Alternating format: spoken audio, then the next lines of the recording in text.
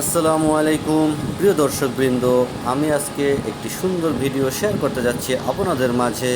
সেটি হলো পেপার কিভাবে তৈরি হয়। এই যে দেখতেছেন প্রিয় দর্শক, সারি সারি পেপার তৈরি হচ্ছে কিভাবে শুরু থেকে শেষ পর্যন্ত আমি আজকে আপনাদের সাথে শেয়ার করব। তা চলুন দর্শক, আমরা শুরু করতে যাচ্ছি আজকের ভিডিও কিভাবে পেপার তৈরি হয়। প্রিয় দর্শক, প্রথম এই পেপার যখন তৈরি হয়, পেপারের যে মোল্ডগুলো রয়েছে সেগুলো এরকম পানির মতো লিকুইড থাকে। এই যে দেখেন প্রিয় দর্শক, এই যে মেশিনটি, এখানে অনেকগুলো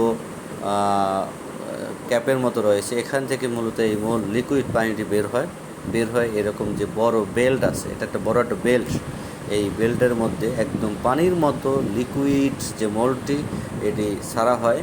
এটি মেশিনের সাহায্যে টানতে টানতে দেখেন প্রিয় দর্শক অনেকটা ঘন হয়ে যায়। প্রথম লিকুইড ছিল, তারপর একটা ঘন পেপারের মতো হয়ে গেছে, যেটা কার্টুন পেপার বা বিভিন্ন সিমেন্টের বস্তার নিচে যে পেপারটা দেখেন, ওই পাশে একদম পানি, এবং এই পাশে আস্তে আস্তে আস্তে আস্তে অনেকটা শক্ত হয়ে যায়, অনেকটা এই বেলটার উপরে থাকতে থাকতে দেখেন পরের মেশিনটি, এই এখান যে প্রথম যে ধাপটি, এই রোলারটির পরের ধাপে এসে এই পেপারটি অনেকটা মানে পরিণত পেপারের মতো দেখতে লাগে।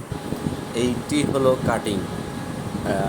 পেপারটা একটা নির্দিষ্ট সাইজে কাটার জন্য যে সূক্ষ্ম যে মেশিনটিতে কাটিং করা হয়, এই কাটিং করার পরে এই পেপারটি অটোমেটিক্যালি পরের রোলারে চলে যায়। এরকম অনেকগুলো রোলার রয়েছে, প্রায় 20টির মতো রোলার। এরকম পেপারটি রোলিং হতে হতে হতে হতে ওর যে নির্দিষ্ট সাইজ, নির্দিষ্ট থিকনেস, জিএসআরএম বলা হয়, সেটা সর্বশেষ সেই ধাপ। এই যে রোলারগুলো রয়েছে প্রিয় দর্শক, দেখেন একটির পর একটি দেখাচ্ছি।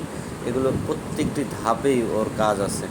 এক একটি ধাপে এই যে এই রোলারগুলোর মাধ্যমে ওকে একদম রোলিং করে ওর যে নির্দিষ্ট জিএসআরএম আছে, সেই যে সাইজ আছে, সেই সাইজে নিয়ে যাওয়া হয়। প্রিয় দর্শক, পুরো মেশিনটিতেই কিন্তু এরকম একটি বেল্ট রয়েছে, বিশাল বেল্ট, যেটির উপর থেকে এই পেপারটি যায়।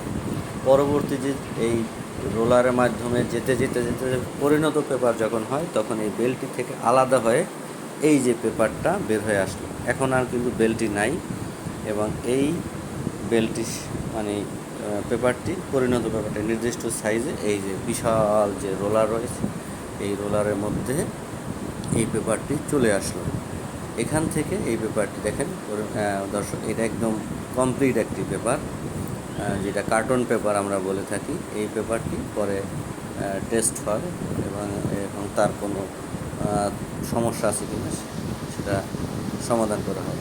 শুধুমাত্র বেল্টের ভিডিওটি আমি দেখাচ্ছি প্রিয় দর্শক শুরুতেই, এবং ওই যে মোল্ডগুলো নেওয়ার আগে পেপারটি এই বেল্টের উপরে এরকম একটা হাই স্পিড পানি স্টিম করা হয়।